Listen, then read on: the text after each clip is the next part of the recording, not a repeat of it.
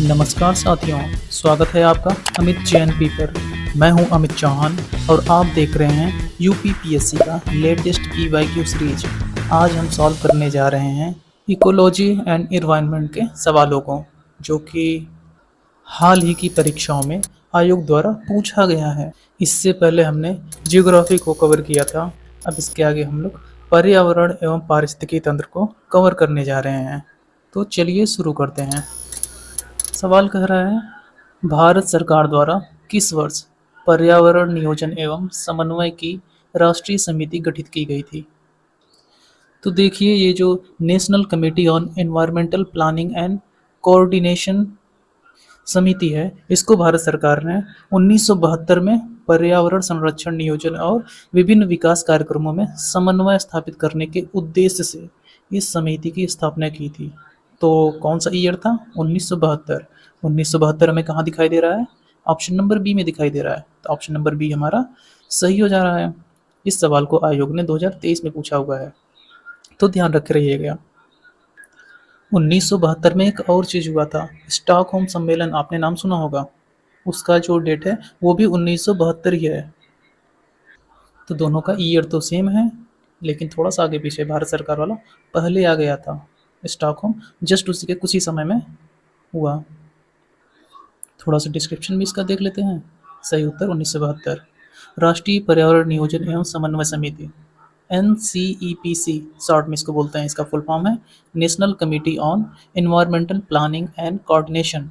भारत सरकार द्वारा 1972 में पर्यावरण संरक्षण, नियोजन और विभिन्न विकास कार्यक्रमों में समन्वय स्थापित करने के उद्देश्य से इस समिति की स्थापना की थी। इसकी स्थापना स्टॉकहोम सम्मेलन 1972 से ठीक पहले की गई थी। बाद में 1980 में इसे पर्यावरण विभाग में परिवर्तित कर दिया गया, डिपार्टमेंट ऑफ एनवायरमेंटल में चेंज कर दिया गया, जो 1985 में पर्यावरण एवं वन मंत्रालय बन गया, ministry of environmental and forest. यह बन गया 1985 में। बढ़ते हैं आगे। फिर है, विश्व पर्यावरण दिवस कब मनाया जाता है? इसको कौन नहीं जानता कि 5 जून को मनाया जाता है। 5 जून हमें ऑप्शन नंबर बी में दिखाई दे रहा है, तो बी वाला ऑप्शन हमारा सही हो जा रहा है। इस सवाल को देखिए, आयोग ने दो बार पूछा है, 2023 में ही, अलग अलग एग्जाम में। एक स्टेट एग्रीकल्चर वाले में पूछा है, फिर स्टाफ नर्स वाले में भी पूछ लिया। बढ़ते हैं आगे, इसका थोड़ा डिस्क्रिप्शन देख लेते हैं। विश्व पर्यावरण दिवस पर्यावरण संरक्षण के प्रति वैश्विक जागरूकता फैलाने के उद्देश्य से प्रति वर्ष 5 जून को विश्व पर्यावरण दिवस मनाया जाता है। तो डेट याद रखे रहिएगा। फिर है, संयुक्त राष्ट्र द्वारा 1972 में स्वीडन की राजधानी स्टॉकहोम में इसे आयोजित मानव पर्यावरण सम्मेलन के दौरान इसकी नींव रखी गई थी 1972 में। फिर है, पहला आयोजन, इसका पहला बार विश्व पर्यावरण दिवस 5 जून 1974 को मनाया गया। थीम था इसका ओनली वन अर्थ। इसका उद्देश्य था दुनिया भर के लोगों को पर्यावरण के प्रति जागरूक करना और इसके संरक्षण के लिए प्रेरित करना। ये था कुछ बेसिक। बढ़ते हैं आगे। राष्ट्रीय पर्यावरण अभियांत्रिकी अनुसंधान संस्थान स्थित है। इसको शॉर्ट में NEERI भी बोलते हैं। NEERI, एन मतलब national environmental engineering research institute, ये इसका फुल फॉर्म। देखिए, यह संस्था महाराष्ट्र में है, महाराष्ट्र के नागपुर में, जो कि हमें ऑप्शन नंबर सी में दिखाई दे रहा है। तो हमारा सी वाला ऑप्शन सही हो जा रहा है। इस सवाल को आयोग ने 2023 में पूछा हुआ है, GS में, मेडिकल ऑफिसर यूनानी में, इसके एग्जाम में। आइए इसका भी डिस्क्रिप्शन देख लेते हैं। राष्ट्रीय पर्यावरण अभियांत्रिकी अनुसंधान संस्थान, इसको इंग्लिश में कहते हैं national environmental engineering research institute, short में NEERI। यह संस्थान महाराष्ट्र के नागपुर में स्थित है। इसकी स्थापना 1958 में राष्ट्रीय लोक स्वास्थ्य अभियांत्रिकी अनुसंधान संस्थान के रूप में की गई थी, जिसे बाद में नीरी नाम दे दिया गया था, NEERI, नीरी। यह वैज्ञानिक तथा औद्योगिक अनुसंधान परिषद की एक प्रयोगशाला के रूप में कार्य करता है। यह विज्ञान एवं प्रौद्योगिकी मंत्रालय के अधीन आता है। किसके अधीन आता है? विज्ञान एवं प्रौद्योगिकी मंत्रालय के अधीन। इसका उद्देश्य है पर्यावरण विज्ञान और अभियांत्रिकी के क्षेत्र में अनुसंधान, विकास तथा सलाहकारी सेवाएं प्रदान करना। तो ये था इसका उद्देश्य। बढ़ते हैं अगले क्वेश्चन की तरफ। अगला सवाल कह रहा है, प्राकृतिक संसाधनों का वर्तमान पीढ़ी द्वारा इस प्रकार से उपयोग किया जाए कि प्राकृतिक संसाधनों का न्यूनतम क्षरण हो, तो यह किस प्रकार का विकास कहलाएगा? तो इसको आप जानते होंगे, यह सतत विकास कहलाएगा, जो कि ऑप्शन नंबर बी में दिखाई दे रहा है। इसको इंग्लिश में सस्टेनेबल डेवलपमेंट बोलते हैं। इस सवाल को आयोग ने 2023 के प्री वाले एग्जाम में पूछा हुआ है। चलिए इसका थोड़ा सा डिस्क्रिप्शन भी देख लेते हैं। सतत विकास क्या होता है? यह एक ऐसी विकास की प्रक्रिया होती है जिसमें वर्तमान पीढ़ी की आवश्यकताओं को इस प्रकार से पूरा किया जाता है कि भविष्य में जो आने वाली पीढ़ी है इसकी आवश्यकताओं को पूरा किया जा सके और उनसे कोई भी समझौता न हो तथा प्राकृतिक संसाधनों का न्यूनतम क्षरण हो। मतलब अभी के समय में जो चीज़ें आप इस्तेमाल कर रहे हैं, ऐसा इस्तेमाल करिए कि भविष्य के लिए बची रहें, ख़त्म ना हो जाएं। और इससे संबंधित रिपोर्ट है ब्रोटलैंड रिपोर्ट, 1987 में पब्लिश हुई थी। यह संकल्पना को सर्वप्रथम हमारा साझा भविष्य शीर्षक वाली रिपोर्ट में WCED द्वारा परिभाषित किया गया था। आवर कॉमन फ्यूचर नाम से एक रिपोर्ट निकली थी, इसका नाम था ब्रोटलैंड रिपोर्ट। इसी में हमारा जो है सतत विकास की संकल्पना आई थी। इसका उद्देश्य था आर्थिक विकास के साथ साथ पर्यावरण संतुलन और सामाजिक न्याय बनाए रखना। सतत विकास लक्ष्य संयुक्त राष्ट्र द्वारा 2015 में 17 SDG गोल निर्धारित किए गए हैं, जिन्हें 2023 तक प्राप्त करने का लक्ष्य रखा गया है। लग तो नहीं रहा है कोई लक्ष्य प्राप्त होगा। ठीक है, बढ़ते हैं आगे।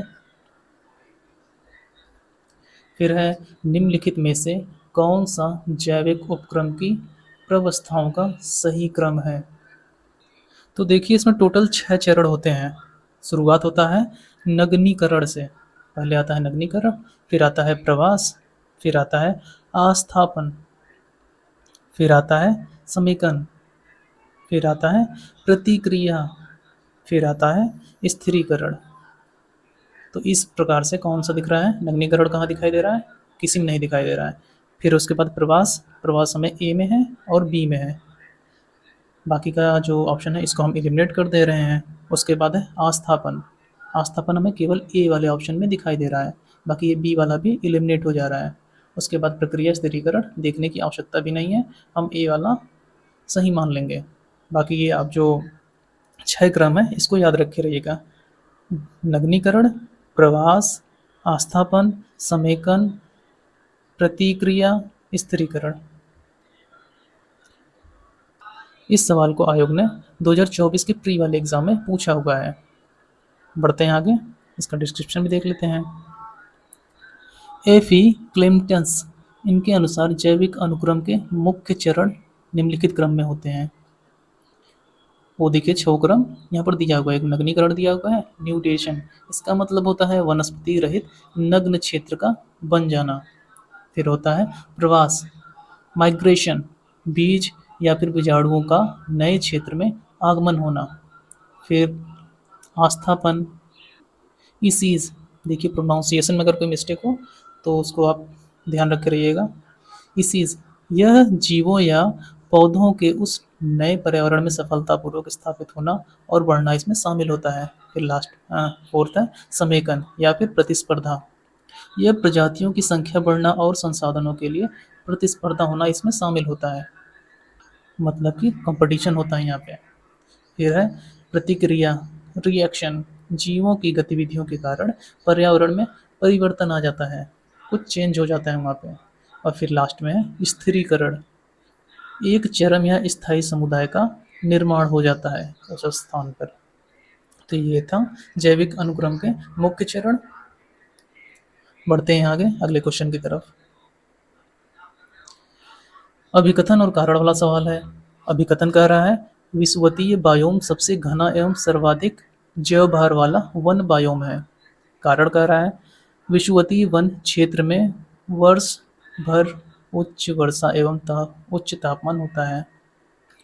तो बिल्कुल ऐसे ही देखिए पृथ्वी है, इसका जो विषुवतीय क्षेत्र है यहाँ पर सूरज की प्रकाश सबसे ज़्यादा पड़ती है, तो यहाँ पर सबसे ज़्यादा भोजन पौधों को यहीं पर मिलेगा। इस वजह से यहाँ पर सबसे घना एवं सर्वाधिक जैव भर वाला बायोम होता है। यहाँ पर बारिश भी होती है, सब कुछ होता है। तो इस हिसाब से ये जो विषुवतीय बायोम सबसे घना एवं सर्वाधिक जैव भर वाला वन बायोम है, अभिकथन ये सही हो जा रहा है। विषुवतीय वन क्षेत्र में वर्ष भर उच्च वर्षा एवं उच्च तापमान रहता है। तो उच्च तापमान बिल्कुल होता है, लगभग बारिश होती ही रहती है। तो इस हिसाब से ये कारण भी सही है। तो दोनों सही है और एक दूसरे की व्याख्या भी कर रहे हैं, मतलब अभिकथन की व्याख्या कारण कर रहा है। तो ऐसा हमें ऑप्शन नंबर बी में दिखाई दे रहा है। ए और आर दोनों सही हैं और आर ए की सही व्याख्या कर रहा है। इस सवाल को आयोग ने 2023 में पूछा हुआ है आर ओ के प्री वाले एग्जाम में। बढ़ते हैं आगे, इसका डिस्क्रिप्शन भी देख लेते हैं। अभिकथन कहा था, विषुवतीय बायोम विश्व में सबसे घना और सर्वाधिक जैव भार वाला तथा जैव विविधता वाला वन है। कारण कहा था, विषुवतीय प्रदेश भूमध्य रेखा के पास स्थित होने के कारण यहाँ वर्ष भर सूर्य की किरणें सीधी पड़ती हैं, जिससे उच्च तापमान बना रहता है। साथ ही अत्यधिक संवहनीय ऊर्जा वर्षा के कारण यहाँ वर्ष भर उच्च वर्षा होती है। यह अनुकूल जलवायु वनों की अत्यधिक वृद्धि और घने जैव भार के लिए आदर्श परिस्थितियाँ प्रदान करती हैं।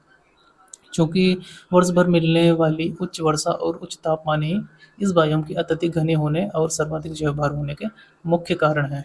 इसलिए ये दोनों ही सही हैं और कारण व्याख्या भी सही है। बढ़ते हैं आगे। अगला सवाल कह रहा है, निम्नलिखित में से किसने पारिस्थितिकी तंत्र शब्द को प्रतिपादित किया है? पारिस्थितिकी तंत्र इस वर्ड को किसने दिया था? तो इसको टांसले महोदय ने दिया था। टांसले हमें ऑप्शन नंबर डी में दिखाई दे रहे हैं, तो डी वाला ऑप्शन हमारा सही हो जा रहा है। इस सवाल को आयोग ने 2023 में पूछा हुआ है। इसका डिस्क्रिप्शन देख लेते हैं। पारिस्थितिकी तंत्र। पारिस्थितिकी तंत्र शब्द का प्रयोग सबसे पहले ब्रिटिश पारिस्थितिकीविद ए जी टांसले ने 1935 में किया था। टांसले के अनुसार पारिस्थितिकी तंत्र वह तंत्र है जिसमें पर्यावरण के जैविक और अजैविक घटक आपस में अंतःक्रिया करते हैं। पारिस्थितिकी अर्नेस्ट हैकेल ने 1866 में दिया था पारिस्थितिकी शब्द को। तो यहाँ ध्यान दीजिएगा, ये जो इकोसिस्टम है इसको टांसले ने दिया है और जो इकोलॉजी है इसको हैकेल ने दिया है। क्या है कि इन दोनों में मिक्स हो जाता है, इसलिए ध्यान रख रहिएगा। बढ़ते हैं आगे। अगला सवाल है, निम्नलिखित कथनों में से कौन सा पारिस्थितिकीय निकेत के बारे में सही नहीं है? देखिए, जो पारिस्थितिकी निकेत होता है इसका क्या मतलब होता है? अगर जैसे कोई जीव है या फिर कोई जीव की प्रजाति है, उसके पर्यावरण में जो फंक्शनल रोल होता है उसका और संसाधनों का उपयोग का जो उसका तरीका होता है, उसी चीज़ को निकेत बोलते हैं। पहला पॉइंट है, यदि किसी आवास में संसाधनों का समान वितरण होता है तो एकल प्रजाति की प्रभुत्व न्यूनतम हो जाता है। तो बिल्कुल ये बात सही है। जब वहाँ पर संसाधन पर्याप्त मात्रा में रहेंगे तो कोई एक प्रजाति का प्रभुत्व कैसे रहेगा? सारे ही सर्वाइव कर जाएंगे। फिर दूसरा है, पारिस्थितिकी निकेत में यदि संसाधन पर्याप्त है तो प्रजातियों की संख्या कम हो जाती है। ये देखिए, ए वाले की एकदम उलट बात कर रहा है। तो ऐसा नहीं है, जब वहाँ पर पर्याप्त संसाधन उपलब्ध होंगे तो प्रजातियों की संख्या कम थोड़ी होगी, वो तो बढ़ेगी ना। तो इस हिसाब से ये बी वाला स्टेटमेंट गलत दिया हुआ है। बाकी सी वाला भी देख लेते हैं। प्रबल प्रजातियां विस्तृत एवं व्यापक पारिस्थितिकी निकेत को घेरती हैं, तो ये बात बिल्कुल ठीक है। डी वाला है, प्राकृतिक पारिस्थितिकी तंत्र के पारिस्थितिकी निकेत में यदि संसाधन पर्याप्त हैं तो प्रजातियों की अधिक संख्या हो जाती है। ये बात भी बिल्कुल ठीक है। यहाँ देखिए कह रहा है ना, प्रजातियों की अधिक संख्या हो जाती है। अब बी वाले में कह रहा है संख्या कम हो जाती है। ऐसे कैसे कम हो जाती है? इस सवाल को आयोग ने 2024 में पूछा है प्री के एग्जाम में। बढ़ते हैं आगे। ये डिस्क्रिप्शन है पारिस्थितिकी निकेत। यह क्या होता है? यह किसी जीव या प्रजाति का उसके पर्यावरण में क्रियात्मक स्थान, जो उसका फंक्शनल रोल होता है, और संसाधनों के उपयोग के तरीके को निकेत कहा जाता है। बी वाला ऑप्शन हमारा गलत था, उसी की बात यहाँ पर की गई है। बढ़ते हैं आगे। फिर लोटिक पारिस्थितिकी तंत्र का उदाहरण है। देखिए, जलीय पारिस्थितिकी तंत्र यह दो तरीके का होता है, एक होता है लोटिक जिसके बारे में पूछा है, और होता है लैंटिक। लोटिक जो होता है, अगर कोई पानी है बह रहा है तो उसका जो पारिस्थितिकी तंत्र है उसको लोटिक बोलते हैं, और जो ठहरा हुआ पानी है जो एक ही स्थान पर रहता है, ऐसे पारिस्थितिकी तंत्र को लैंटिक बोलते हैं। क्या बोलते हैं? लैंटिक। ठहरा हुआ पानी मतलब कि झील है, तालाब है, इन सब एरिया को लैंटिक बोल देते हैं। और ये जो लोटिक का उदाहरण है, मतलब झरना है, नदी है, मतलब जिसमें पानी बह रहा है, तो इसमें लोटिक पारिस्थितिक तंत्र का कौन सा उदाहरण है? दलदल होगा नहीं, ये एक ही जगह रहता है। तालाब, ये भी नहीं होगा, ये तो लैंटिक का उदाहरण है। नदी है, नदी क्योंकि इसका पानी बहता रहता है, तो इस हिसाब से नदी हमारा सी वाला ऑप्शन सही हो जा रहा है। फिर है धसाऊ क्षेत्र, जिसको मार्सी एरिया भी कहते हैं। यह भी एक ही स्थान पर पड़ा रहता है, सरकता थोड़ी ना है, तो इस हिसाब से यह भी लैंटिक है। और लोटिक के बारे में पूछा हुआ है, तो सी वाला ऑप्शन हमारा सही हो जा रहा है। इस सवाल को आयोग ने 2023 में पूछा हुआ है प्री के एग्ज़ाम में, तो इम्पोर्टेंट है, ध्यान रख के रहिएगा। बढ़ते हैं आगे। यहाँ व्याख्या दिया हुआ है। जलीय पारिस्थितिकी तंत्र जो है ये दो भागों में विभाजित किया गया है, एक लोटिक और एक लैंटिक। लोटिक का उदाहरण है नदी, झरना, नद नाले इत्यादि, और लैंटिक का उदाहरण है तालाब, झील, दलदल, मार्सी एरिया, पोखरा, ये सब। बढ़ते हैं आगे। पोषक स्तर बनते हैं, ऑप्शन दिया हुआ है खाद्य श्रृंखला में जीवों के संबंध होने से। जब जीव आपस में संबद्ध होंगे तो पोषक स्तर बनता है, तो ये बात ठीक है। और जो बी वाला दिया है केवल जंतुओं से, ऐसा नहीं होता। केवल मांसाहारी जंतुओं से भी नहीं होता, न ही केवल पौधों से होता है, इन सभी के मिलने से होता है। तो ए वाला ऑप्शन हमारा सही है। इसको प्री में 2023 में पूछा है आयोग ने। बढ़ते हैं आगे। ये देखिए यहाँ पर दिया हुआ है, सबसे नीचे स्वपोषी स्तर होता है, फिर प्राथमिक उपभोक्ता, फिर द्वितीय उपभोक्ता, फिर सर्वाहारी।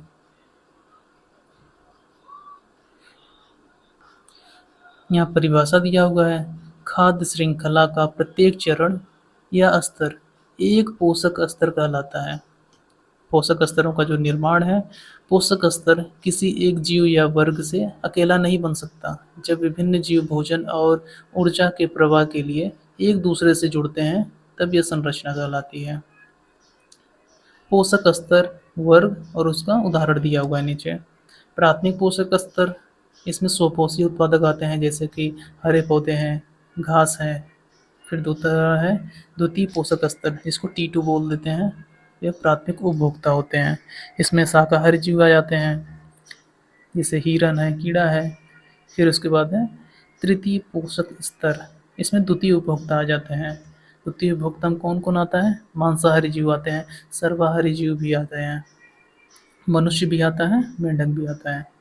फिर है चतुर्थ पोषक स्तर, सबसे ऊपर वाला उपभोक्ता, यह उच्च मांसाहारी होता है, जैसे शेर है, बाज है, केवल ही मांस ही खाते हैं। तो ये था कुछ फैक्ट। बढ़ते हैं आगे। फिर है अंडमान तथा निकोबार द्वीप समूह में निम्नलिखित में से किस कारण से प्रलयकारी प्रवाल विरंजन हुआ तथा प्रवालों की सामूहिक मृत्यु हो गई थी? देखिए, जो प्रवाल होते हैं ये बहुत ही ज़्यादा संवेदनशील होते हैं। यहाँ पर थोड़ा भी अगर टेम्परेचर ऊपर नीचे होता है तो ये इनकी मृत्यु हो जाती है। पहला ऑप्शन कह रहा है हिंद महासागर में तापमान 4 डिग्री कम हो गया था। जब तापमान नीचे जाएगा तब इनकी मृत्यु बहुत रेयर है होगी, ऐसा नहीं होगा। जब टेम्परेचर बढ़ता है तब इनकी मृत्यु होती है। दूसरा है भारी सागरीय प्रदूषण, तो इससे भी इसकी मृत्यु नहीं हुई थी। सी है तटीय क्षेत्र में औद्योगिक गतिविधियों में वृद्धि, हालांकि ये कारण तो है लेकिन उस समय का ये कारण ठीक नहीं है। फिर लास्ट में है हिंद महासागर के तापमान में 2 डिग्री की वृद्धि, 2 डिग्री सेल्सियस की। तो ये बात बिल्कुल सही है, इस समय की बात पूछा गया है। तो इस समय जो हुआ था अंडमान निकोबार द्वीप समूह में, हिंद महासागर का तापमान 2 डिग्री बढ़ गया था और कारण था अल नीनो, जिससे समुद्र का तापमान बढ़ जाता है। और इस समय 2 डिग्री बढ़ गया था, जिससे ही सामूहिक मृत्यु हो गई थी प्रवालों की। इस सवाल को देखिए आयोग ने 2024 में पूछा है प्री के एग्ज़ाम में, तो इम्पोर्टेंट है, ध्यान रख कर रहिएगा। बढ़ते हैं आगे, इसका बेसिक देख लेते हैं। कोरल रीफ्स यह क्या होता है? प्रवाल एक प्रकार का सूक्ष्म समुद्री जीव है जो जुजैनथेली नामक शैवाल के साथ सहजीवी संबंध में रहता है। भोजन और रंग इसका, शैवाल प्रकाश संश्लेषण द्वारा प्रवाल को भोजन और सुंदर रंग प्रदान करता है। बदले में प्रवाल शैवालों की सुरक्षा और आवास देते हैं। प्रवाल विरंजक यह क्या होता है? जब समुद्री जल का तापमान असमान वृद्धि होती है या फिर पर्यावरण में तनाव उत्पन्न होता है, तब प्रवाल विरंजन की स्थिति आती है। प्रवाल अपने अंदर रहने वाले रंगीन शैवालों को बाहर निकाल देते हैं। शैवाल के बाहर निकल जाने के कारण प्रवाल पूरी तरह सफ़ेद पड़ जाते हैं। यदि तापमान लंबे समय तक बढ़ा रहा तो भोजन न मिलने के कारण प्रवालों की सामूहिक मृत्यु हो जाती है, जैसा कि इस वाले केस में हुआ था, क्वेश्चन में जो दिया है। अंडमान निकोबार में की जो घटना थी, फिर है अंडमान तथा निकोबार द्वीप की घटना। इसमें क्या हुआ था? अंडमान और निकोबार द्वीप समूह, इसके आसपास हिंद महासागर का औसत पृष्ठ तापमान 2 डिग्री सेल्सियस की वृद्धि दर्ज की गई थी। प्रवाल बहुत ज़्यादा संवेदनशील जीव हैं। तापमान में 1 से 2 डिग्री की लगातार वृद्धि भी उनके लिए जानलेवा साबित हो गई थी। इसी वैश्विक तापमान और अल नीनो के प्रभाव से समुद्र का तापमान बढ़ा, जिससे प्रवालों की सामूहिक मृत्यु हो गई थी। तो ये था कुछ बेसिक। बढ़ते हैं आगे। अगला सवाल है, ताजमहल का रंग पीला करने के लिए निम्नलिखित में से कौन सा कारक जिम्मेदार है? तो इसका जिम्मेदार है एसिड रेन, जिसको अम्ल वर्षा बोलते हैं। तो अम्ल वर्षा तो इसमें दिया नहीं है, एथिलीन दिया हुआ है, सल्फर डाइऑक्साइड। ये देखिए सल्फर डाइऑक्साइड यह अम्लीय वर्षा में उपस्थित रहता है। सल्फ्यूरिक अम्ल भी रहता है और नाइट्रिक अम्ल भी उपस्थित रहता है। अगर नाइट्रिक अम्ल दिया होता तो वो भी सही रहता। फिर है नाइट्रोजन ऑक्साइड डाइऑक्साइड, यह नहीं रहता, ना ही रेडॉन रहता है, ना ही एथिलीन रहता है, सल्फर डाइऑक्साइड उपस्थित रहता है। तो यहाँ पर सल्फर डाइऑक्साइड बी वाला ऑप्शन सही हो जा रहा है। इस सवाल को आयोग ने 2023 में पूछा हुआ है। बढ़ते हैं आगे, इसका बेसिक भी देख लेते हैं। अम्लीय वर्षा यह क्या होता है? उद्योगों, वाहनों और तेल रिफाइनरों से निकलने वाली सल्फर डाइऑक्साइड और नाइट्रोजन के ऑक्साइड हवा में मौजूद जल वाष्प के साथ क्रिया करते हैं और अम्ल का निर्माण करते हैं। ये SO2 जल से मिलकर सल्फ्यूरिक अम्ल बनाती है। NO2 जो है यह जल से मिलकर नाइट्रिक अम्ल बनाती है। जब यह वर्षा के पानी के साथ धरातल पर गिरती है तो इसे अम्लीय वर्षा कहते हैं। फिर है संगमरमर का कैंसर और पीलापन। रासायनिक प्रक्रिया कैसे होती है? ताजमहल सफ़ेद संगमरमर से बना है, कैल्शियम कार्बोनेट से। यह जब अम्लीय वर्षा का सल्फ्यूरिक अम्ल संगमरमर पर गिरता है तो अभिक्रिया होती है। इस अभिक्रिया से बनने वाला कैल्शियम कार्बोनेट संगमरमर की सतह को नुकसान पहुंचा देता है और उसे धीरे धीरे पीला कर देता है और मार्बल का कैंसर इसे कहा जाता है। मुख्य स्थानीय कारण, मथुरा में तेल रिफाइनरी और आसपास के औद्योगिक तथा अत्यधिक मात्रा में निकलने वाली सल्फर डाइऑक्साइड गैसें ताजमहल के रंग में इस बदलाव के लिए मुख्य रूप से जिम्मेदार हैं। तो ये था बेसिक फैक्ट। बढ़ते हैं आगे। अभिकथन कारण वाला सवाल है। अभिकथन कह रहा है CO2, SO2 और NO2 गैसें वर्षा जल में घुल जाती हैं और अम्लीय वर्षा उत्पन्न करती हैं। तो अभी हमने इसकी बात की थी, उसमें SO2 और NO2 की मात्रा उपस्थित रहती है, जिसके कारण अम्ल वर्षा होती है और वो ताजमहल का रंग पीला पड़ रहा है। फिर कारण कह रहा है कार्बन डाइऑक्साइड, सल्फर डाइऑक्साइड और नाइट्रोजन के ऑक्साइड जैसे गैसों की उच्च सांद्रता के कारण वायुमंडलीय वायु प्रदूषण होता है। तो ये बात भी बिल्कुल ठीक है और दोनों एक दूसरे की व्याख्या भी कर रहे हैं। मतलब कारण अभिकथन की सही व्याख्या कर रहा है। तो ऐसा हमें सी वाले ऑप्शन में दिखाई दे रहा है, तो सी वाला ऑप्शन हमारा सही हो जा रहा है। इस सवाल को आयोग ने 2024 में पूछा हुआ है प्री के एग्ज़ाम में, तो इम्पोर्टेंट है, ध्यान रख के रहिएगा। यहाँ पर देखिए अम्लीय वर्षा की प्रक्रिया दिया हुआ है, गैसों का घुलना, वातावरण में CO2, SO2 और NO2 जैसी हानिकारक गैसें वर्षा के जल में घुल जाती हैं। और अम्ल कैसे बनता है? SO2 और पानी, फिर उसके बाद सल्फ्यूरिक अम्ल, इन सभी के मिलने से, मतलब सल्फ्यूरिक अम्ल, नाइट्रिक अम्ल, कार्बोनिल अम्ल, ये सब अम्ल का बनना है। जब ये जलवाष्प वर्षा के रूप में पृथ्वी पर गिरते हैं तो जल का पीएच मान घट जाता है। यहाँ पीएच मान लगभग 5.5 से कम हो जाता है, जिसे अम्ल वर्षा कहा जाता है। फिर है वायु प्रदूषण और सांद्रता। वायु प्रदूषण की उच्च सांद्रता, जब उद्योगों, वाहनों और जीवाश्म ईंधनों के जलने से वायुमंडल में कार्बन डाइऑक्साइड, सल्फर डाइऑक्साइड और नाइट्रोजन के ऑक्साइड की मात्रा सामान्य से अधिक हो जाती है, तो वायुमंडल की वायु प्रदूषित हो जाती है। तो इस हिसाब से ये जो दोनों स्टेटमेंट और रीज़न दोनों ही सही है, और रीज़न जो है स्टेटमेंट की सही व्याख्या भी कर रहा है। बढ़ते हैं आगे। जल अधिनियम को निम्नलिखित में से किस वर्ष लाया गया था? जल रोकथाम एवं प्रदूषण नियंत्रण अधिनियम, water prevention and control of pollution act, इसको लाया गया था 1974 में।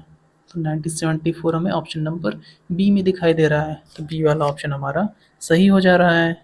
इस सवाल को आयोग ने 2023 में पूछा हुआ है प्री के एग्ज़ाम में, ध्यान रख के रहिएगा। चलिए इस अधिनियम का थोड़ा बेसिक जान लेते हैं, क्या है यह अधिनियम। अधिनियम का परिचय, पूरा नाम जल प्रदूषण निवारण तथा नियंत्रण अधिनियम, इसको इंग्लिश में कहते हैं water prevention and control of pollution act 1974। इसका उद्देश्य है जल प्रदूषण का निवारण और नियंत्रण करना तथा देश में जल की स्वच्छ एवं शुद्ध स्थिति को बनाए रखना या फिर पुनर्स्थापित करना। इस बोर्ड की स्थापना, इसी अधिनियम के तहत दो प्रमुख संस्थाओं का गठन किया गया, एक केंद्रीय प्रदूषण नियंत्रण बोर्ड और दूसरा राज्य प्रदूषण नियंत्रण बोर्ड, मतलब एक सेंट्रल में और एक स्टेट में। केंद्र स्तर पर प्रदूषण नियंत्रण के लिए नीतियाँ बनाने हैं तो केंद्रीय प्रदूषण नियंत्रण बोर्ड है, और राज्य स्तर पर जल प्रदूषण की रोकथाम के लिए, इसकी निगरानी के लिए राज्य प्रदूषण नियंत्रण बोर्ड है। यहाँ कुछ इम्पोर्टेंट फैक्ट दिया हुआ है इसी से रिलेटेड। जल प्रदूषण निवारण एवं नियंत्रण अधिनियम यह आया था 1974 में। जल प्रदूषण निवारण एवं नियंत्रण उपकर अधिनियम आया था 1977 में।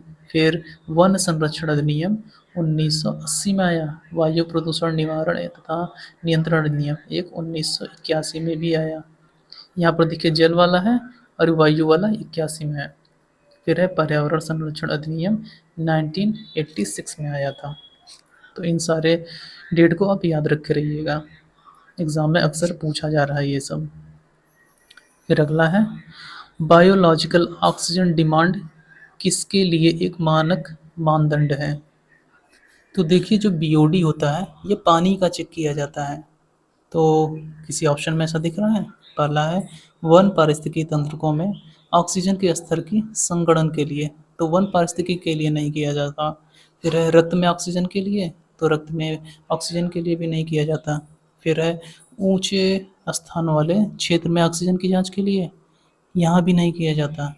डी में दिया हुआ है जलीय पारिस्थितिकी तंत्र में प्रदूषण की जांच करने के लिए बीओडी इस्तेमाल होता है। इस सवाल को आयोग ने 2023 में पूछा हुआ है प्री के एग्ज़ाम में, ध्यान रख रहिएगा। चलिए इसका बेसिक देख लेते हैं। बीओडी क्या होता है? हालांकि आप जानते होंगे, फिर से देख लीजिए। बीओडी का फुल फॉर्म है बायोलॉजिकल ऑक्सीजन डिमांड। ऑक्सीजन की वह मात्रा है जो जल में मौजूद कार्बनिक पदार्थों के विघटित करने के लिए सूक्ष्म जीवों जैसे कि जीवाणु, द्वारा उपभोग की जाती है। यह मुख्य रूप से जलीय पारिस्थितिकी तंत्र में जल प्रदूषण के स्तर को मापने के लिए मुख्य मानक मानदंड है। बीओडी जितना ज़्यादा होगा उतना ही प्रदूषित होगा जल। बीओडी का कम होना अच्छी बात है। बीओडी और जल प्रदूषण का संबंध। बीओडी जब ऊंचा रहता है अधिक जल प्रदूषण होता है। जब जल में सीवेज या फिर अन्य कार्बनिक कचरा बढ़ता है तो जीवाणुओं को उसे पचाने के लिए अधिक ऑक्सीजन की आवश्यकता पड़ती है। इससे ही बीओडी का मान बढ़ जाता है इसी कारण से।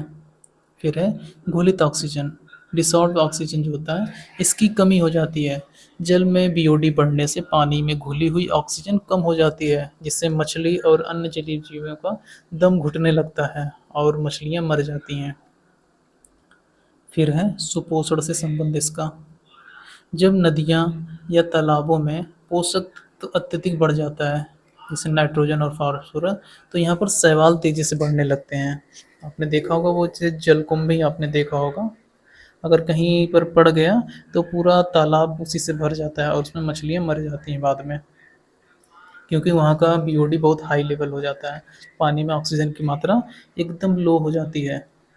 मछलियाँ पानी में ही तो सांस लेती हैं।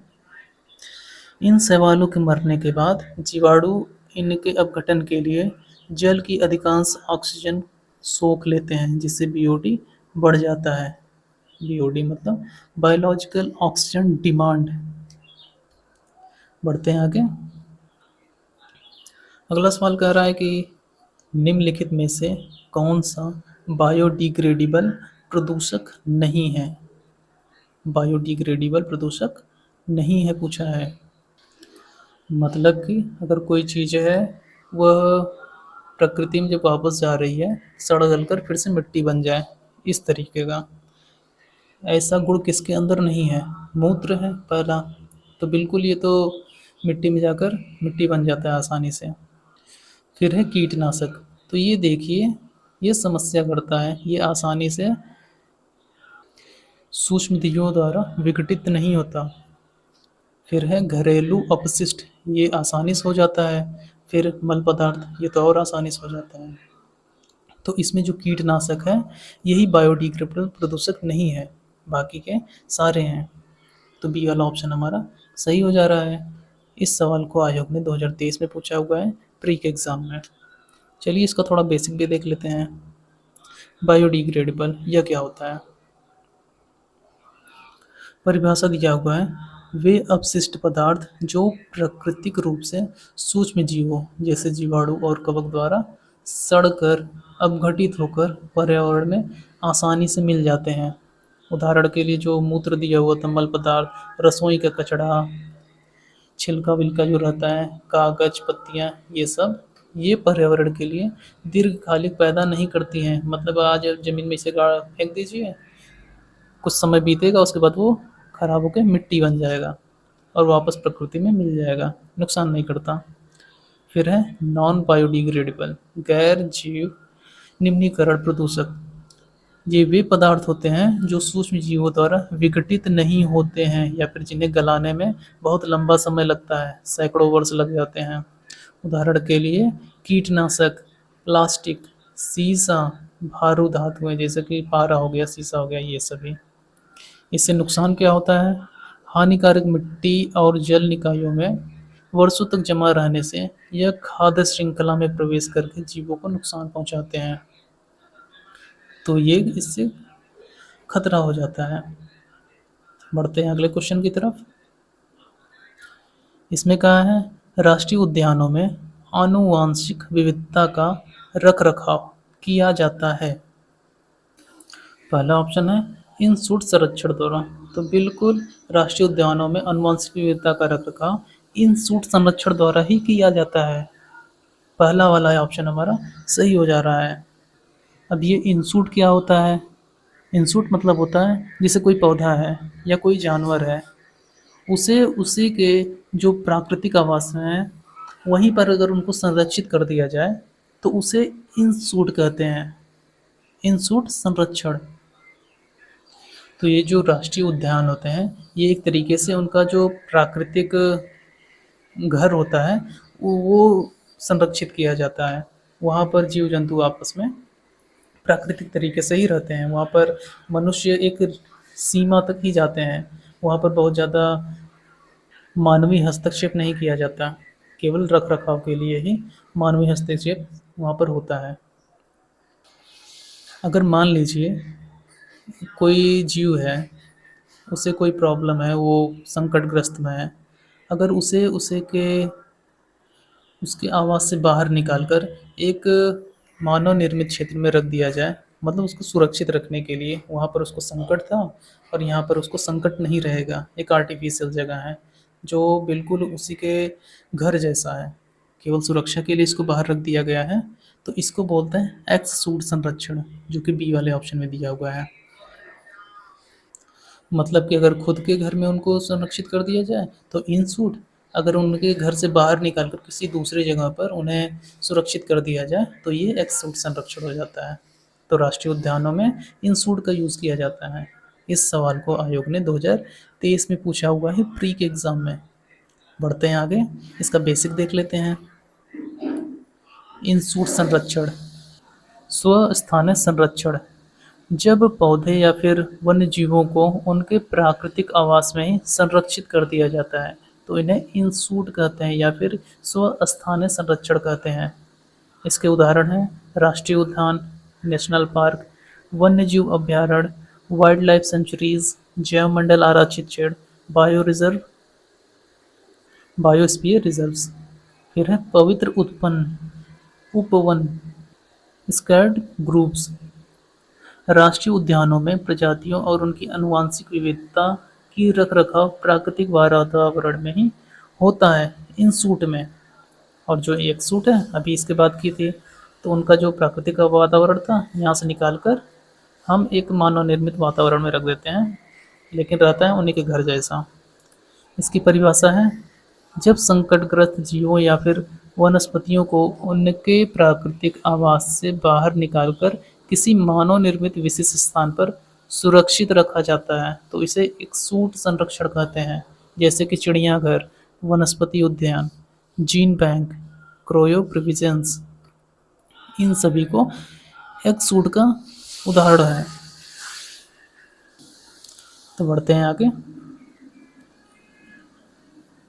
यहाँ देखिए समझने के लिए दिया हुआ है, क्विक कंपैरिजन के लिए एक तरफ स्थान दिया हुआ है और एक तरफ एग्जाम्पल दिया हुआ है। इन सूट में जीवों का अपना जो प्राकृतिक आवास रहता है ये इन सूट है। प्राकृतिक आवास से बाहर सामान्य निर्मित स्थान पर अगर जीव जाते हैं तो ये एक्स सूट होता है। इन सूट का उदाहरण राष्ट्रीय उद्यान और अभ्यारण्य, और एक्स सूट का उदाहरण चिड़ियाघर, बीज बैंक, बॉटनिकल गार्डन। बढ़ते हैं अगले क्वेश्चन की तरफ। अगला सवाल कह रहा है भारत का प्रथम national centre for marine biodiversity स्थित है। National centre for marine biodiversity यह गुजरात के जामनगर में स्थित है। तो गुजरात का जामनगर कहाँ दिख रहा है? डी वाले ऑप्शन में दिखाई दे रहा है। डी वाला ऑप्शन हमारा सही हो जा रहा है। इस सवाल को आयोग ने 2023 में पूछा है प्री के एग्ज़ाम में। चलिए इसके बारे में थोड़ा सा बेसिक समझ लेते हैं।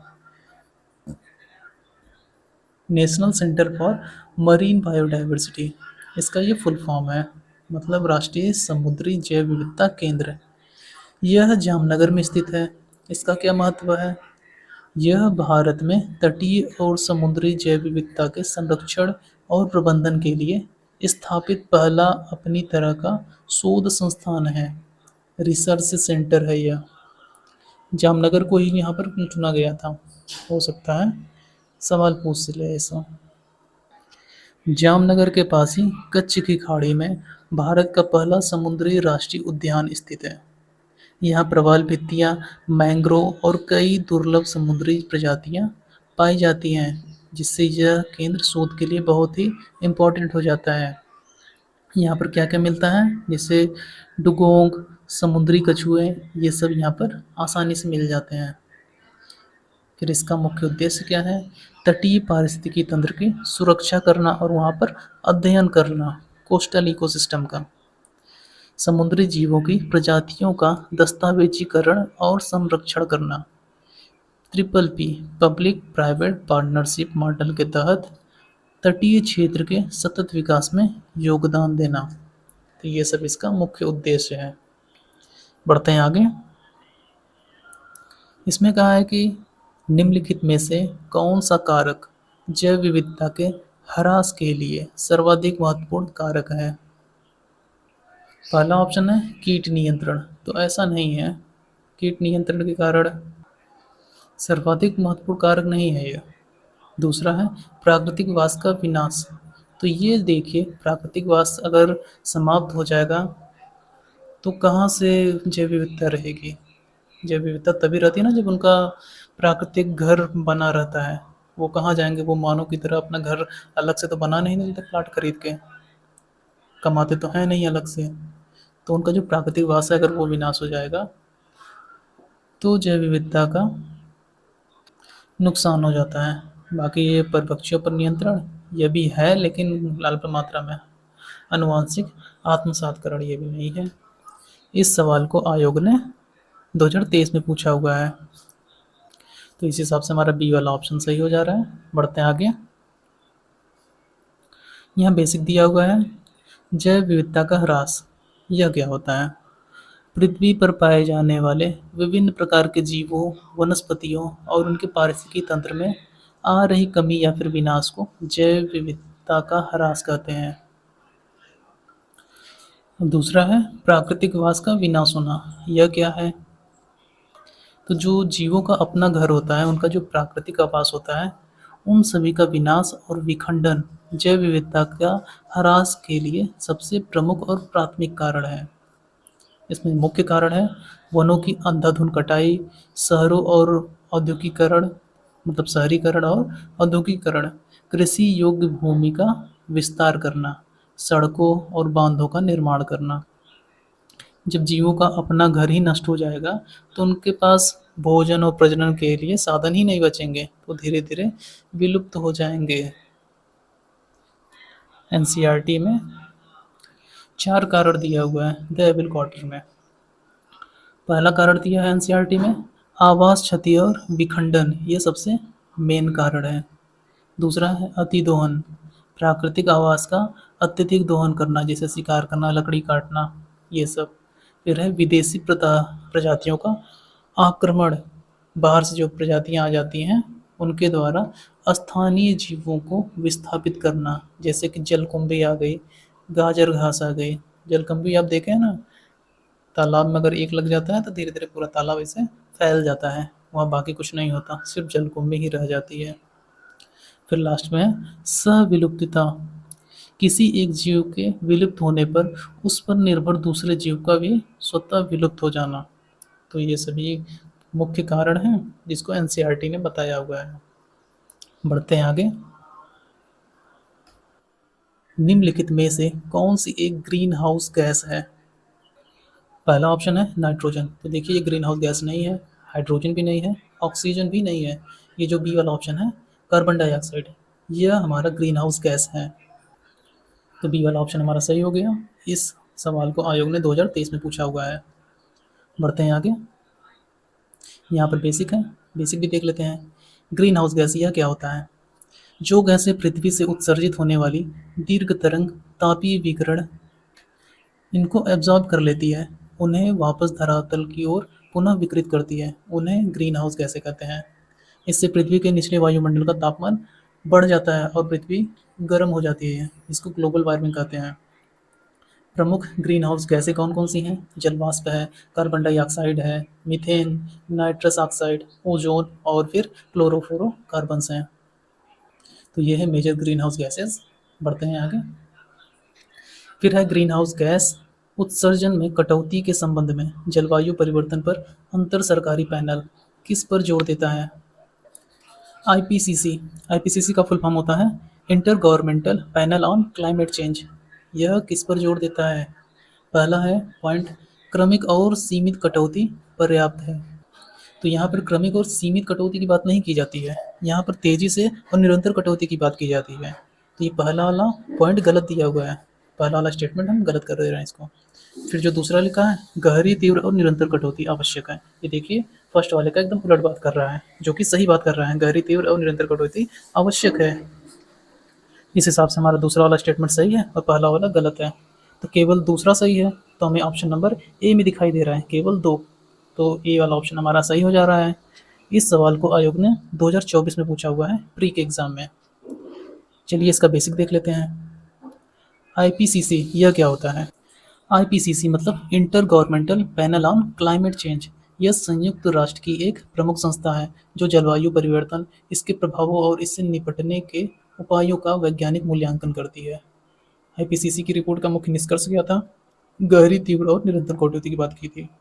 आईपीसीसी की विभिन्न आकलन रिपोर्टों में यह स्पष्ट कहा गया है कि वैश्विक तापन इसको 1.5 डिग्री से 2 डिग्री तक सीमित रखने के लिए ग्रीन हाउस गैस के उत्सर्जन में गहरी, तीव्र और निरंतर कटौती आवश्यक है, धीमी नहीं। तो इसलिए पहला वाला स्टेटमेंट हमारा गलत था, दूसरा सही था। बढ़ते हैं आगे। ओजोन गैस परत हमें किससे बचाती है? ओजोन गैस, तो ये हमें सूरज की यूवी किरण होती है, अल्ट्रावायलेट किरण, इससे हमें बचाती है। तो ये जो कि हमें ऑप्शन नंबर ए में दिखाई दे रहा है, सूरज की पराबैंगनी किरणें इनसे हमें बचाती है। इस सवाल को आयोग ने 2023 में पूछा हुआ है। चलिए इसका भी बेसिक देख लेते हैं, हालांकि आप जानते होंगे पहले से ही। ओजोन परत क्या है? ओजोन परत वायुमंडल के समतापमंडल में लगभग 15 से 35 किलोमीटर की ऊंचाई पर पाई जाती है। इसका रासायनिक सूत्र O3 होता है, ऑक्सीजन का O2 होता है और ओजोन का O3 होता है।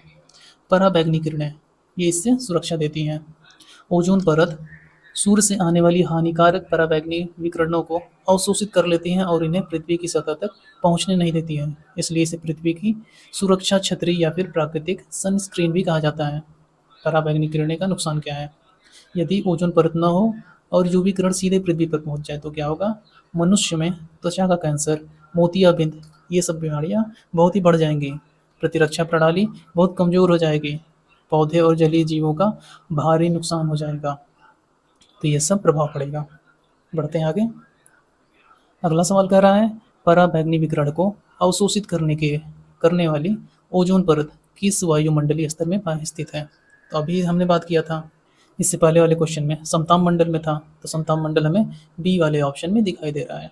इस सवाल को आयोग ने 2023 में पूछा हुआ है प्री के एग्जाम में, तो बी वाला ऑप्शन हमारा सही हो जा रहा है।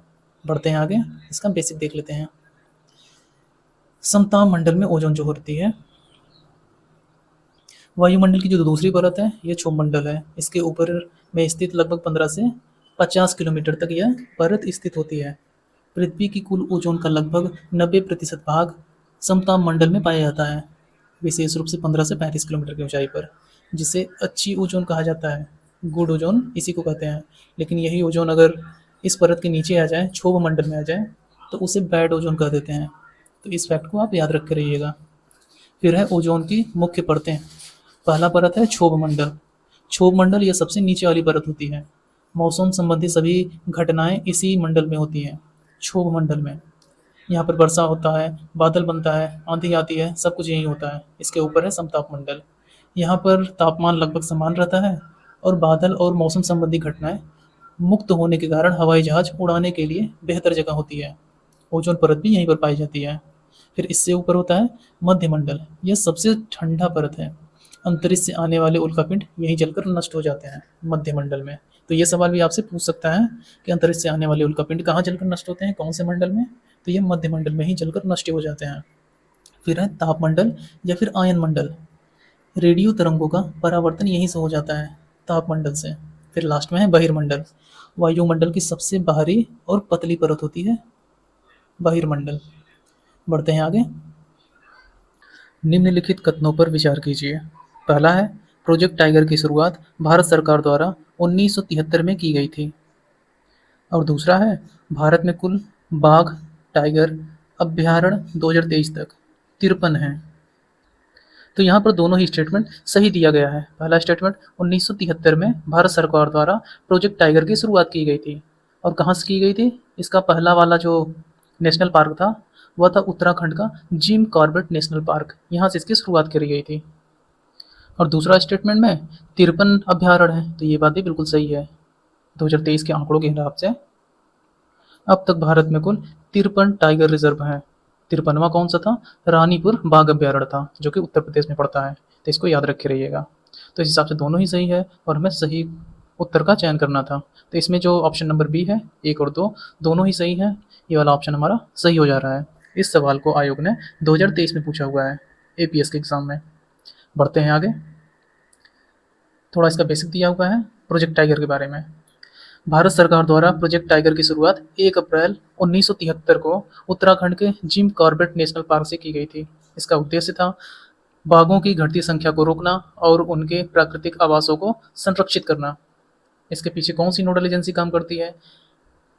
तो वह है वन और जलवायु परिवर्तन मंत्रालय। इसके तहत राष्ट्रीय बाघ संरक्षण प्राधिकरण एनटीसीए द्वारा संचालित की जाती है। एनटीसीए, एनटीसीए मतलब नेशनल टाइगर कंजर्वेशन अथॉरिटी, राष्ट्रीय बाघ संरक्षण प्राधिकरण इसका फुल फॉर्म है। दूसरे स्टेटमेंट कहा था कि अभी तक कुल मिलाकर 23 टाइगर रिजर्व हैं। ये बात बिल्कुल सही है, जो कि जनवरी 2023 तक 23 ही था आंकड़ों के हिसाब से। एक जरूरी बात है, इसको ध्यान रखे रहिएगा। 2023 के बाद एक वीरांगना दुर्गावती टाइगर रिजर्व था, यह जुड़ा है। तो इसकी संख्या 53 की जगह 54 हो गई है। हो सकता है जब वीडियो बना रहे हैं इसके बाद भी कोई जुड़ा हो, तो इस आंकड़े को आप ध्यान से देखिएगा। अभी जो हम वीडियो रिकॉर्ड कर रहे हैं इस समय है 58। कितने टाइगर रिजर्व हैं? 58 है प्रेजेंट टाइम में। 55वां था वीरांगना दुर्गाबाई टाइगर रिजर्व, जो कि एमपी में था, जो कि यहाँ पर ध्यान देने वाले लाइन में लिखा हुआ है। फिर इसके बाद 56वां आया था कूनो टाइगर रिजर्व, जो कि मध्य प्रदेश में है। फिर 57वां है कैराली, जो कुंभलगढ़ में पड़ता है, जो कि राजस्थान में है। फिर उसके बाद 58वां है, वह है माधव टाइगर रिजर्व, जो कि है मध्य प्रदेश में। तो अभी तक सबसे लास्ट वाला है माधव टाइगर रिजर्व, जो कि मध्य प्रदेश में पड़ता है 58वां। तो इस फैक्ट को आप याद रख के रहिएगा। बढ़ते हैं आगे। निम्नलिखित में से कौन सा सांप विषैला नहीं है? तो देखें यहाँ ऑप्शन में क्रैट है, वाइपर है, अजगर है, कोबरा है। तो इसमें जो अजगर है यह विषैला नहीं होता है। बाकी ये क्रैट, वाइपर और कोबरा ये सब विषैले सांप होते हैं। इस सवाल को आयोग ने 2023 में पूछा हुआ है, तो ध्यान रखे रहिएगा। बढ़ते हैं आगे। यहाँ इसका बेसिक दिया हुआ है। विषहीन सांप, अजगर। अजगर एक विषहीन सांप है। शिकार करने का तरीका क्या होता है इसका? अजगर अपना शिकार करने के लिए विष देकर नहीं मारता, बल्कि वह अपने शक्तिशाली शरीर से शिकार को लपेटकर उसका दम घोट देता है और फिर उसे पूरा निगल जाता है। और जो विषैले सांप होते हैं, जैसे कि ऑप्शन में दिया हुआ है क्रैट, यह बहुत ही विषैला जानवर होता है, मतलब कि सांप होता है। इसमें न्यूरोटॉक्सिन तंत्र, हमारा जो तंत्रिका तंत्र है इस पर असर डालता है ये। फिर है वाइपर, इसका विष हीमोटॉक्सिन रक्त और ऊतकों पर असर करने वाला होता है। फिर है कोबरा, इसका विष भी मुख्य रूप से न्यूरोटॉक्सिक होता है। इसका मतलब है यह तंत्रिका तंत्र पर असर करने वाला होता है। बढ़ते हैं आगे। रेगिस्तान में निवास करने वाले जानवर क्या कहलाते हैं? पहला ऑप्शन है मरुद्भिद। तो बिल्कुल रेगिस्तान में निवास करने वाले जानवर को हम लोग मरुद्भिद कहते हैं। पहला ऑप्शन हमारा सही हो जा रहा है। इस सवाल को आयोग ने 2023 में पूछा है प्री के एग्जाम में। फिर बी वाला ऑप्शन जो है स्थलीय जानवर, यह भूमि पर रहने वाले जीव, सामान्य जीव होते हैं, जैसे हमारे आसपास गाय, कुत्ता ये सब, और जंगली जानवर में शेर, बाघ ये सब स्थलीय जानवर होते हैं। फिर उसके बाद सी ऑप्शन है वृक्षवासी जानवर, जो कि पेड़ों पर रहने वाले जीव होते हैं, जैसे कि गिलहरी होता है, गिरगिट होता है, बंदर होता है, ये सारे वृक्षवासी जानवर होते हैं। फिर है लास्ट में बिल बनाने वाले जानवर, मतलब कि जमीन के नीचे बिल खोद कर रहने वाले जो जीव रहते हैं। कोई तो अपना घर बना लेता है जमीन के अंदर, कोई दूसरे के घर में घुस कर रहता है। ऐसा चूहा, खरगोश, सांप ये सब क्या है? बिल बनाने वाले जानवर होते हैं, मतलब बिल में रहने वाले। बढ़ते हैं आगे। यहाँ बेसिक दिया हुआ है। मरुद्भिद जीव, रेगिस्तान या फिर शुष्क क्षेत्र में रहने वाले जीवों और पौधों को मरुद्भिद कहा जाता है। यहाँ केवल जीवों को नहीं, वहाँ पे जो पौधे होते हैं उनको भी बोलते हैं मरुद्भिद।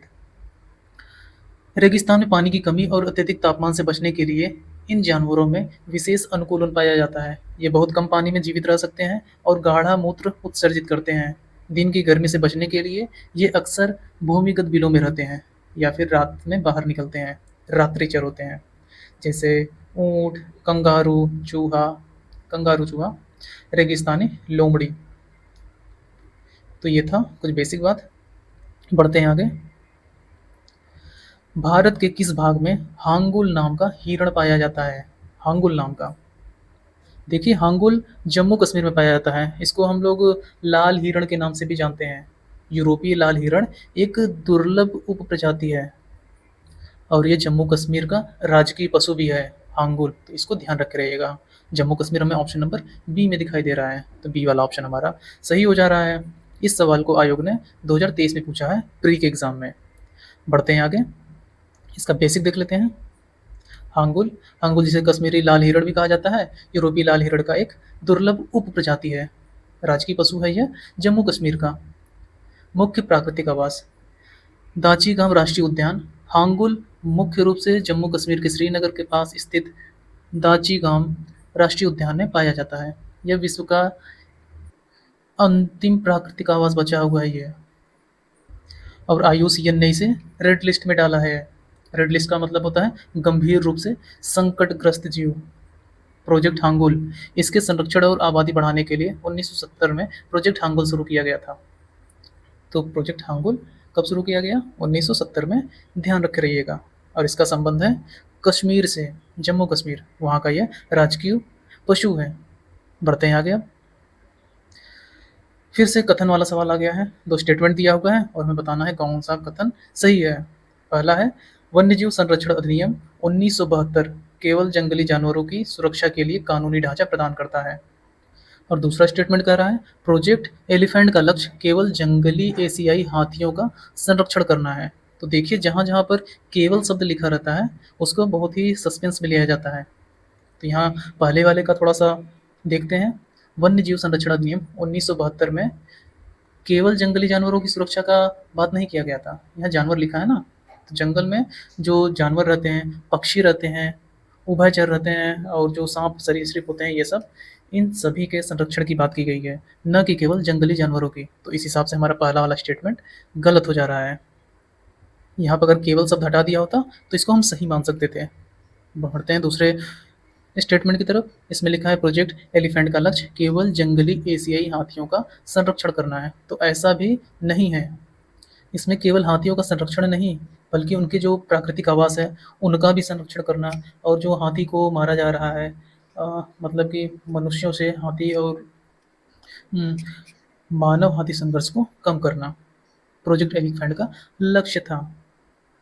और जो हाथी सब पाल लेते हैं, पालतू हाथी जो होते हैं, उनके संरक्षण का काम, उनकी स्वास्थ्य का देखभाल करना, ये सब कुछ प्रोजेक्ट एलिफेंट का लक्ष्य था, न कि केवल एशियाई जंगल के हाथियों का संरक्षण करना।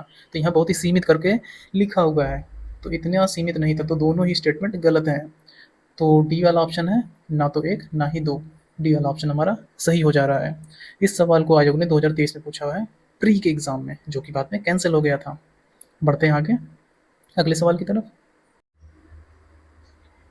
अगला सवाल है सरिस्का नेशनल पार्क, यह कहाँ पर स्थित है?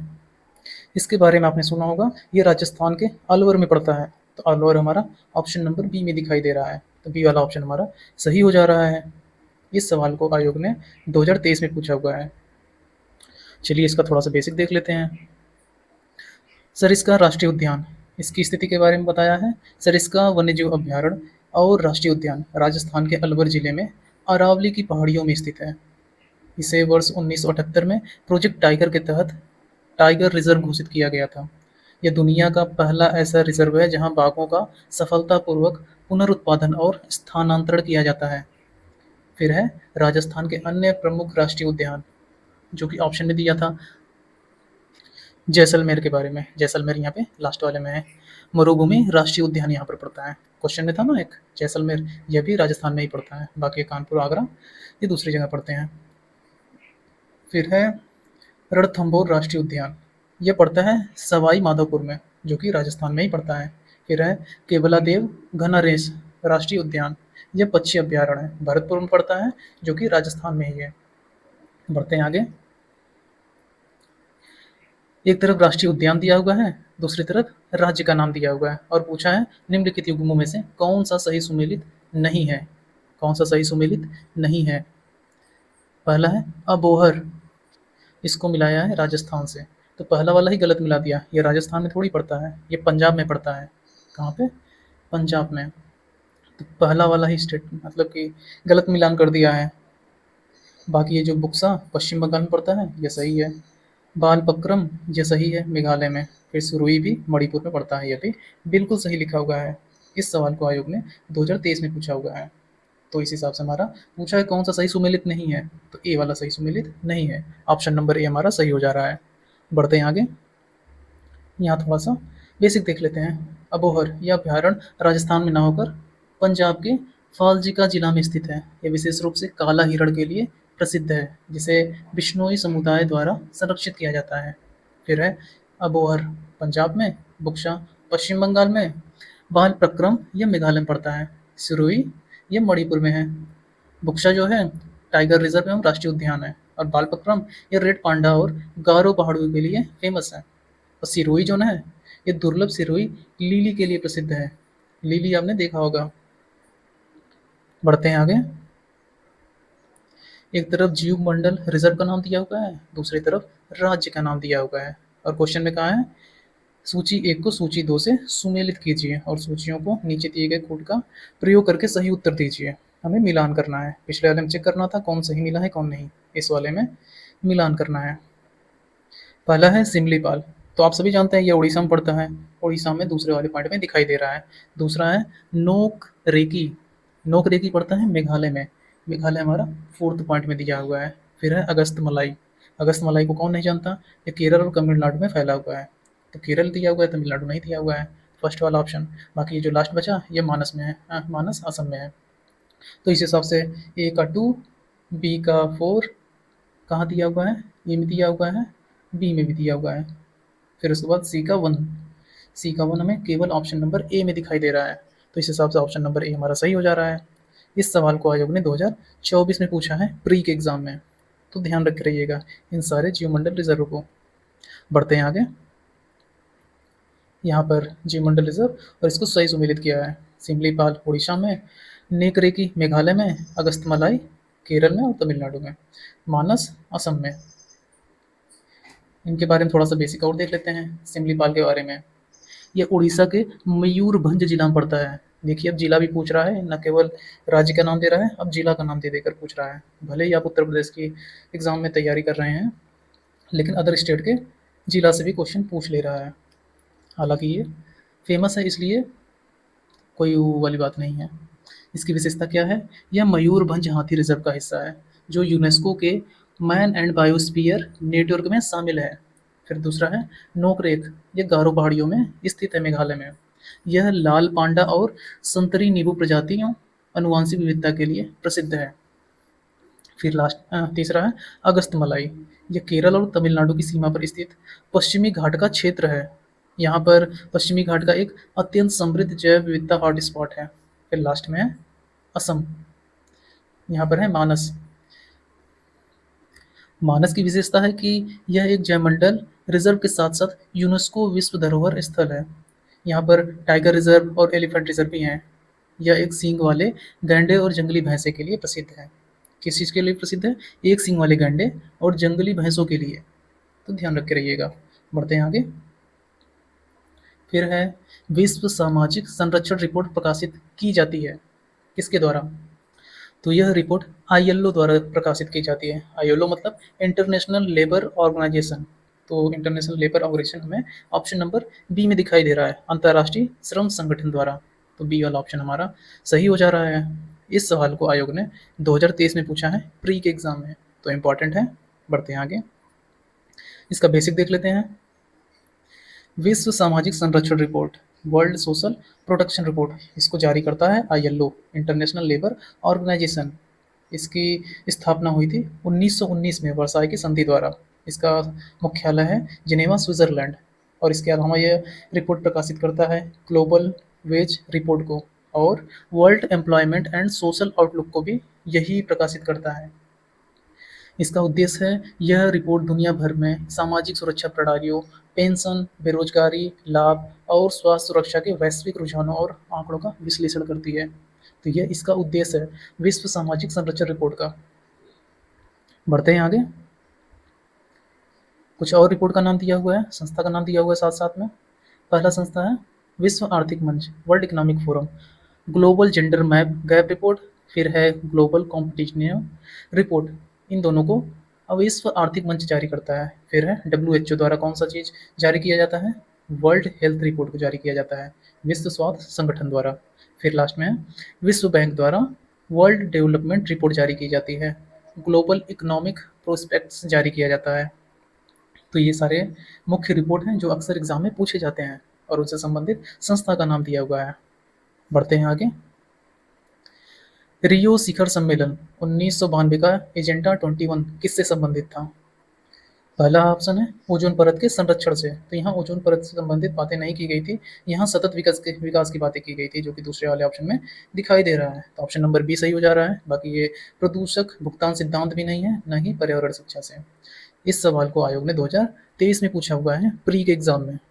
बढ़ते हैं आगे, इसका थोड़ा बेसिक देख लेते हैं। एजेंडा 21 यह क्या है? एजेंडा 21 सस्टेनेबल डेवलपमेंट को प्राप्त करने के लिए एक गैर बाध्यकारी स्वेच्छा से लागू की जाने वाली व्यापक कार्य योजना है। 21 का मतलब होता है 21वीं सदी।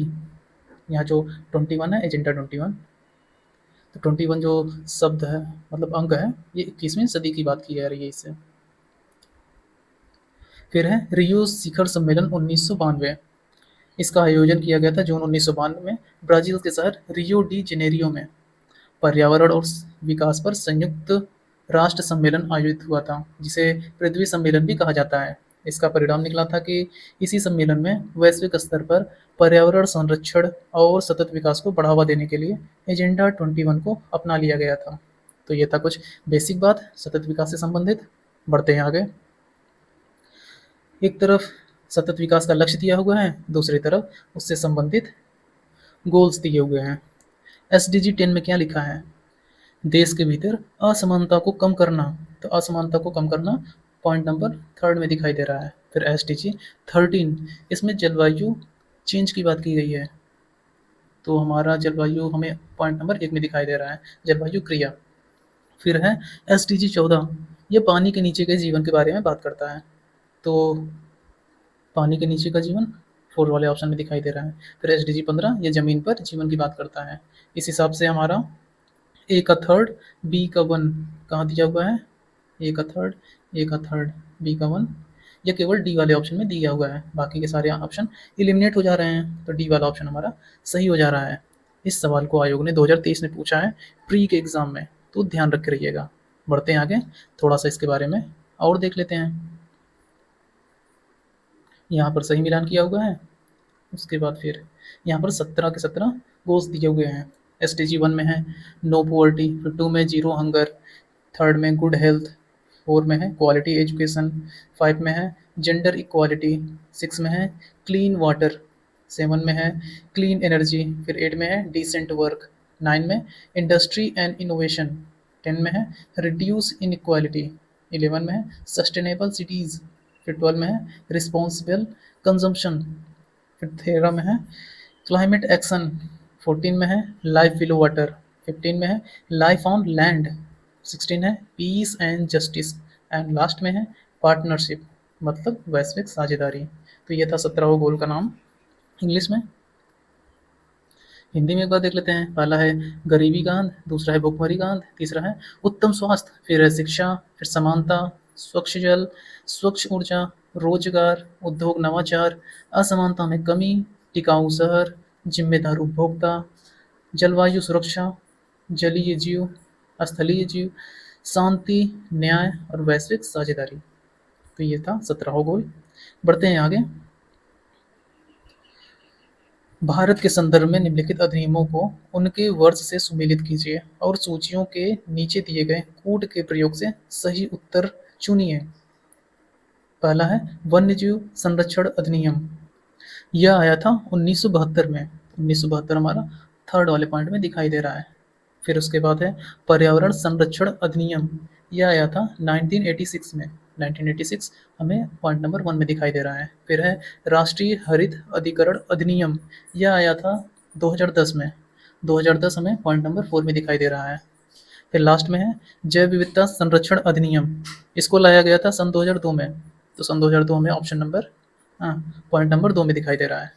तो इस हिसाब से ए का 3, बी का 1, ए का 3, बी का 1 केवल डी वाले ऑप्शन में दिखाई दे रहा है, बाकी के सारे ऑप्शन एलिमिनेट हो जा रहे हैं। तो डी वाला ऑप्शन ऑटोमेटिक निकल कर सामने आ जा रहा है, यह सही हो जा रहा है। इस सवाल को आयोग ने 2023 में पूछा हुआ है।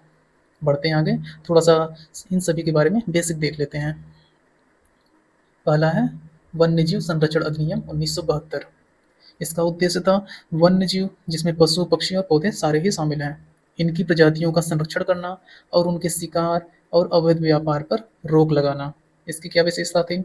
इसके तहत राष्ट्रीय उद्यान और वन्यजीव अभयारण्य स्थापित करने का प्रावधान किया गया था, वन्यजीव संरक्षण अधिनियम 1972 द्वारा। फिर है पर्यावरण संरक्षण अधिनियम 1986, एनवायरमेंट प्रोटेक्शन एंड 1986। इसका उद्देश्य था पर्यावरण के संरक्षण और सुधार के लिए एक व्यापक कानूनी ढांचा तैयार करना। इसकी विशेषता थी इसे 1984 की भोपाल गैस त्रासदी के बाद लागू किया गया था। भारतीय संविधान के अनुच्छेद 48A, जो कि राज्य के नीति निर्देशक तत्व का हिस्सा है, और अनुच्छेद 51A(G), जिसमें मौलिक कर्तव्य की बात की गई है, इसको लागू करने के लिए यह अधिनियम लाया गया था। इसे अक्सर छाता विधान भी कहा जाता है, अम्ब्रेला लेजिस्लेशन इसको कहते हैं। फिर लास्ट थर्ड है राष्ट्रीय हरित अधिकरण अधिनियम, नेशनल ग्रीन ट्रिब्यूनल एक्ट 2010।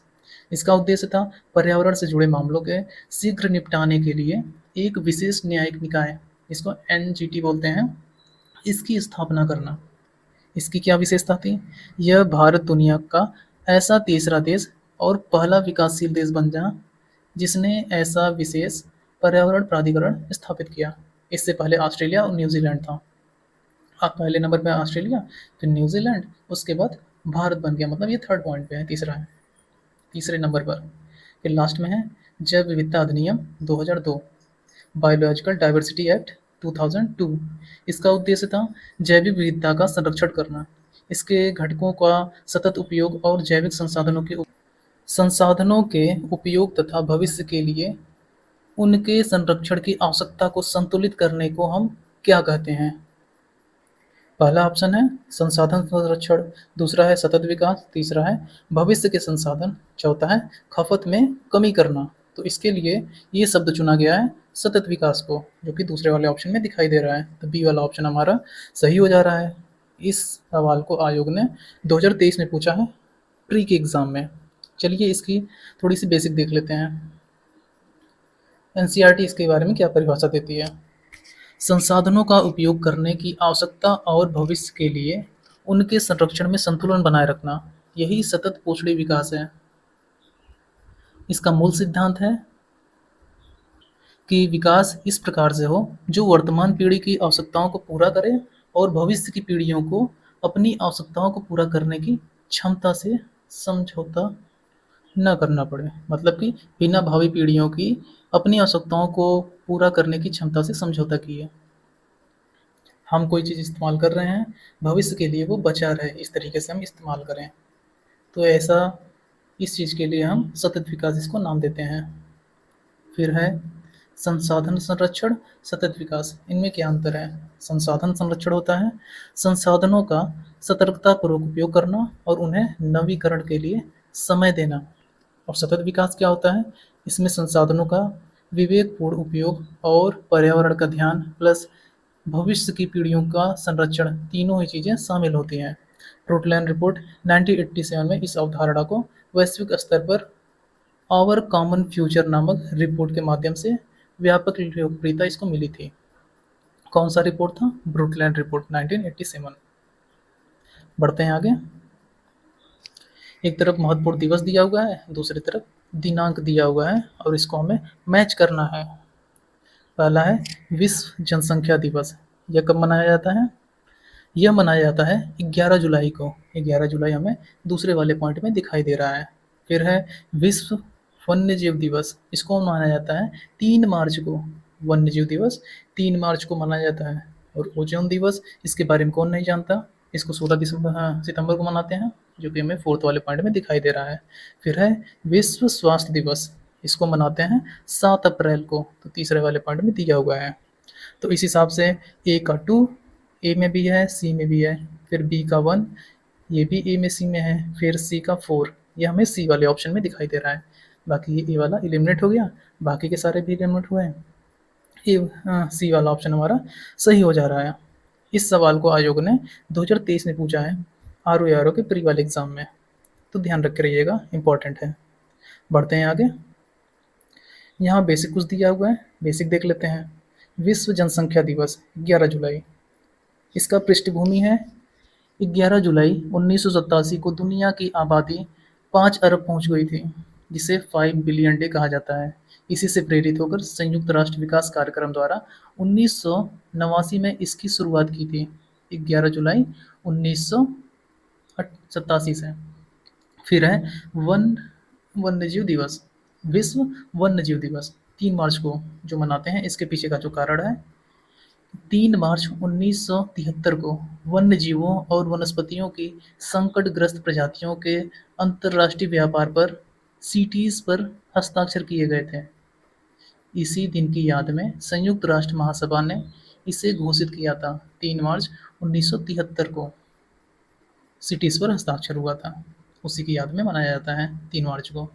फिर है ओजोन डे 16 सितंबर।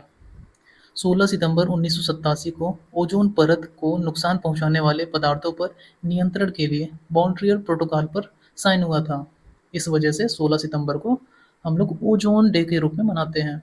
फिर लास्ट में है विश्व स्वास्थ्य दिवस।